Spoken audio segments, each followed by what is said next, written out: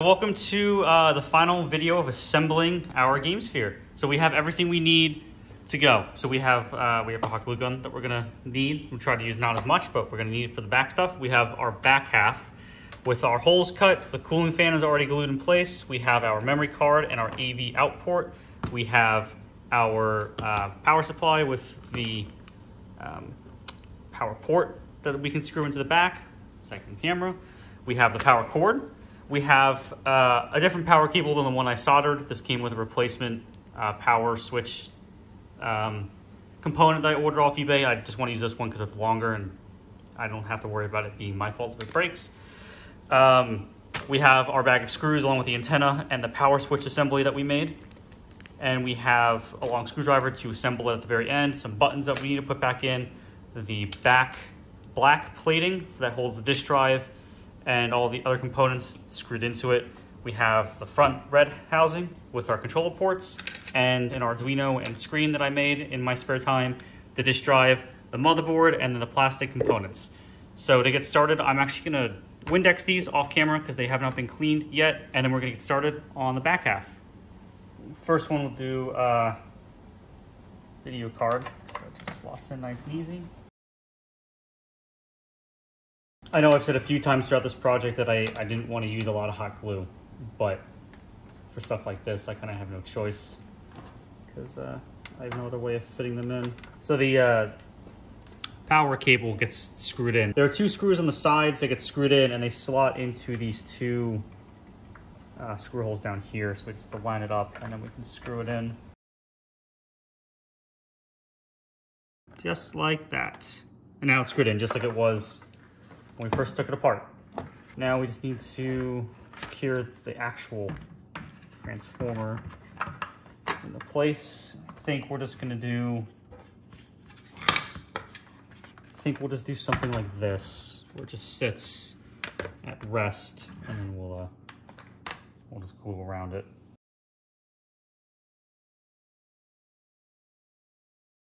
So all of that dry,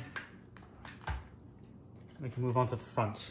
So the order of the front is a little challenging. So disk drive has to go in, then the black shielding, then we have to put in the lid because this has to clip into some gears and stuff up here.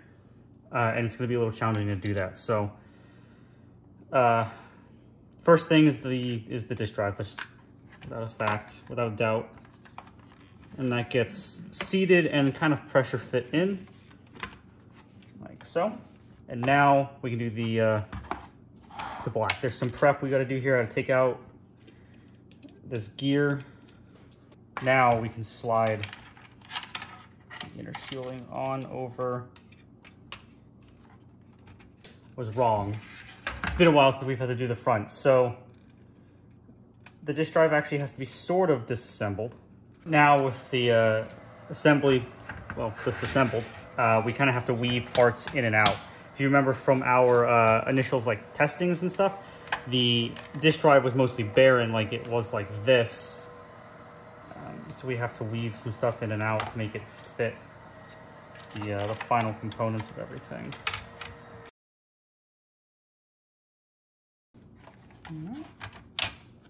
Now we clip the disk drive back together, position like so, and now we can screw it into place.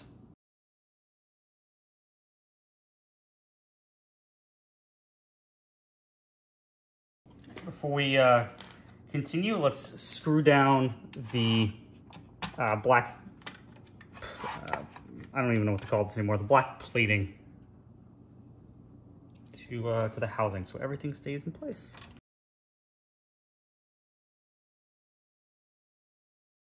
Now that all of that is screwed into place, we can reattach all the cables for the disk drive. Next, let's plug in, secure in our power switch. So we'll plug in the two cables that need to go in. So we have the fan and the GameCube. Power button will get dropped in. to do this off the edge. And then we can screw in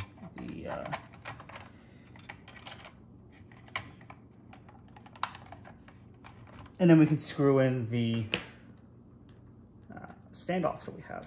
I'm gonna plug in our OLED screen. Before I do that, we need to resecure these 4 buttons I had to take out. Okay, so I screwed in those buttons we were having some difficulties with. I also took the hot glue and gave a light dab to pretty much every button because they aren't going to be functional, you know, minus like 2 of them. I don't want to accidentally press them and have them kind of pop out. So plus from the years they've definitely worn down. So with nothing to back them, I don't want to break them. So this is mostly getting there. Next step is doing the lid so we can kind of cover it up. So let's do that one now. It's going to take a little bit.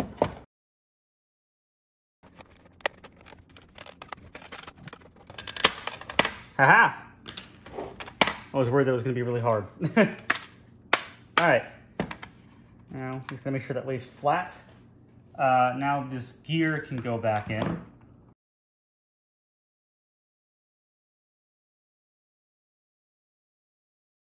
That's in place. We can now lift it and it stays lifted. Wow. It slowly falls. I'm going to chalk that up to the... I don't remember if it was designed like that. I think just that the... whatever this hinge... whatever adhesive this hinge is using is definitely worn out. So I'm just going to chalk it up to that. But it's okay because it's not required to stay open to work. Right. The lid switch is now in, so if we open it, it's open. If we close it, route that cable through to here, like so.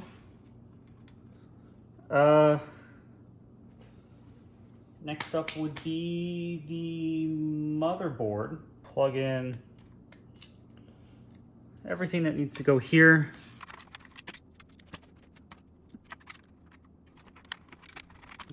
You ever just look at something to think?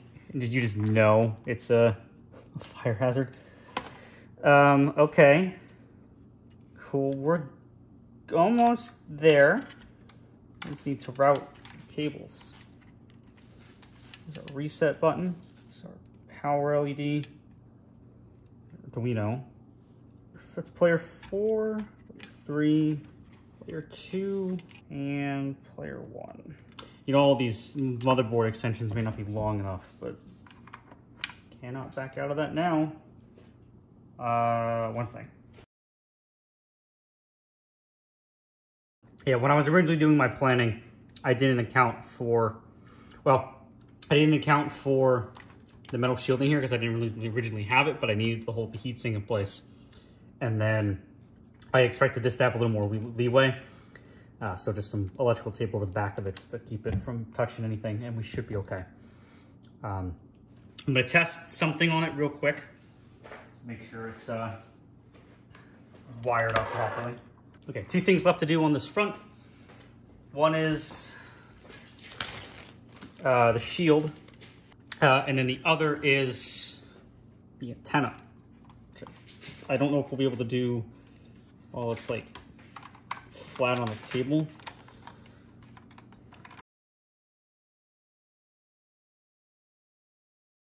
And then the shield dome thing. This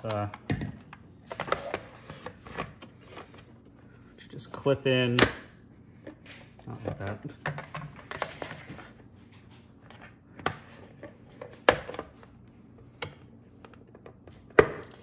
Like so, and then these clips from them, these little teethed wheels just get pushed around them. I don't know if reusing them is a bad thing, but truthfully I kind of didn't order more because I was banking on using them, so if it falls out, we'll know. Now we just gotta plug stuff in. Power for for the fan. There's memory card.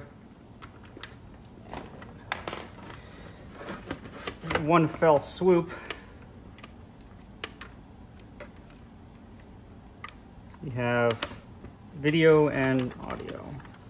And then we can just slide two halves together, ideally.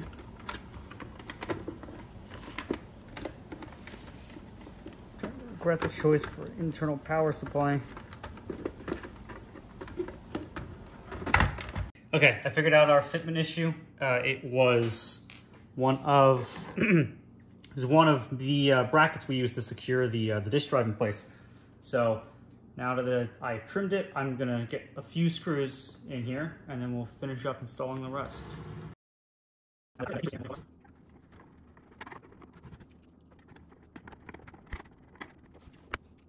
All right, that is our last screw. Just put this one back in.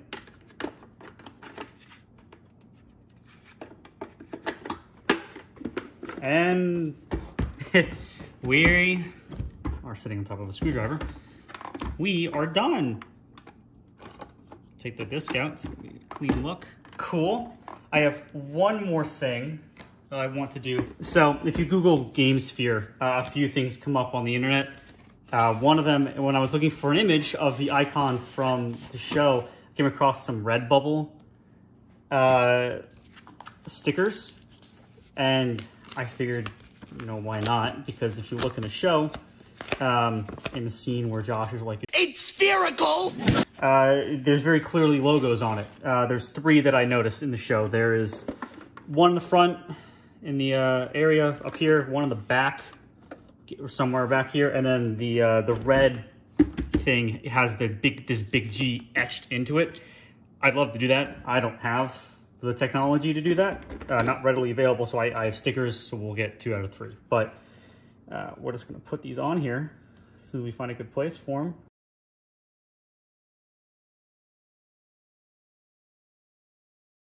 All right, they're on. They look good. I'm not the greatest at putting on stickers, and I'm especially not the greatest at putting a flat sticker on a round round spherical surface. So there's a little bumps and gaps in some of them, especially in the larger one in the back. But I mean,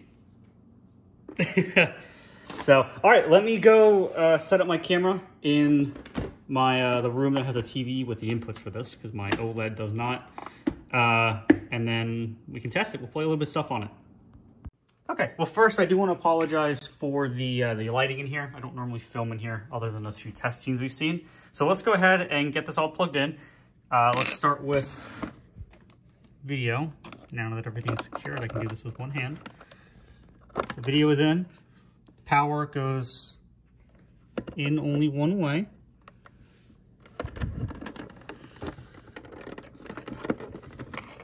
Okay. And then the memory card goes in. In this case, we have to do it upside down just to fit. This one's really long. This is a third-party one I've had for a while. So it's a little longer than normal, but still fits. So power, video, memory card just for testing. And then our nice little handle, just like a GameCube.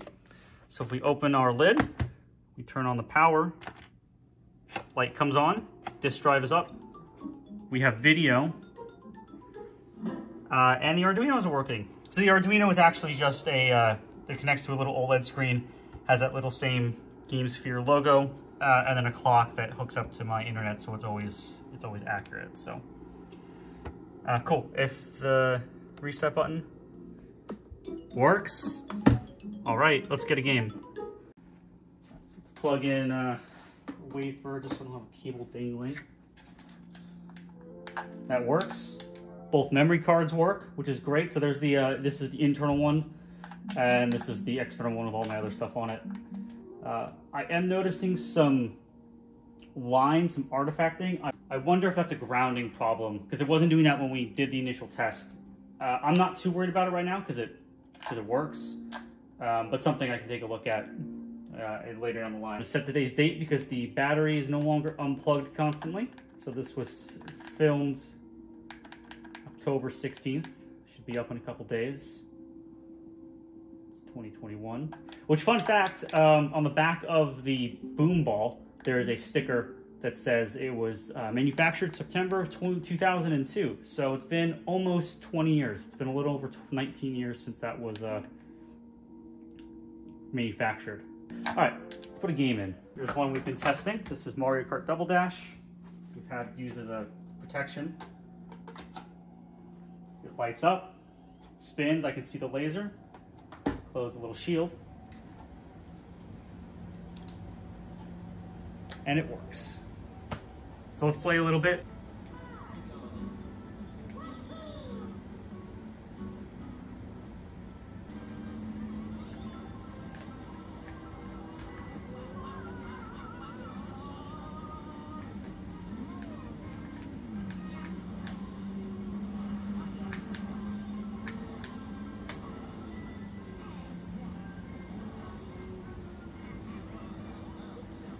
This is one of my favorite GameCube games ever.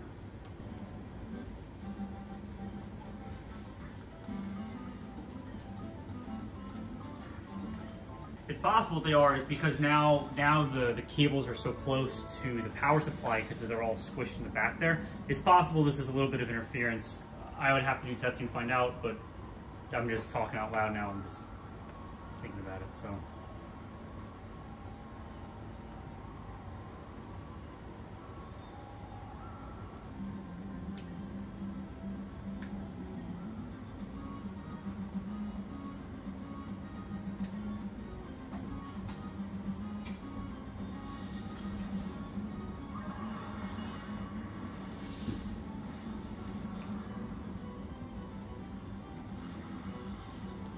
I am also feeling the fan out the back where we drilled all those holes, which is good, so it's getting some exhaust. And I don't remember if the GameCube had any overheating protection, but find out if it gets that hot. I don't remember these things ever getting all that hot, so we probably have nothing to worry about.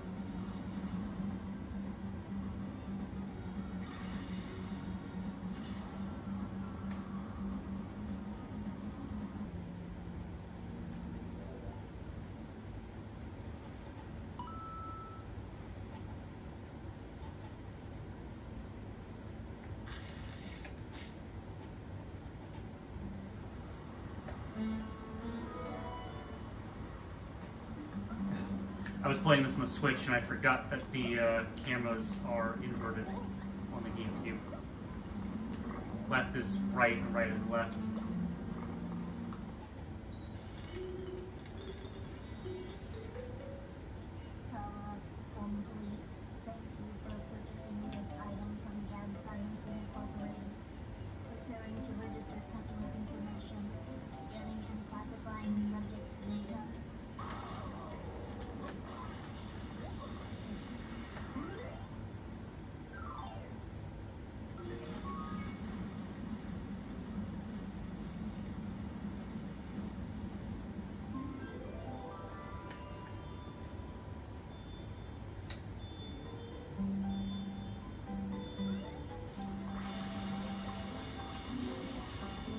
Okay, so I think that is a good place to stop with all these testings.